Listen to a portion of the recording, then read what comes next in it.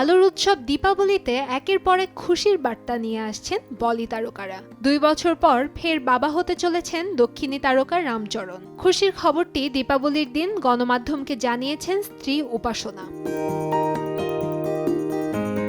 2012-তে বিয়ের পিঁড়িতে বসেন রাম ও উপাসনা। বিয়ের 10 বছরের মাথায় প্রথমবার কন্যা সন্তানের বাবা মা হন তারা। মেয়ের নাম ক্লিন কারা কোনিডেলা। ক্লিনের জন্মের 2 বছর পর ইনস্টাগ্রামে সাধের অনুষ্ঠানের ভিডিও দিয়ে উপাসনা লিখেছেন, এই দীপাবলির আনন্দ দ্বিগুণ, ভালোবাসাও দ্বিগুণ। আমরা কৃতজ্ঞ, শীঘ্রই নতুন যাত্রা শুরু করতে চলেছি।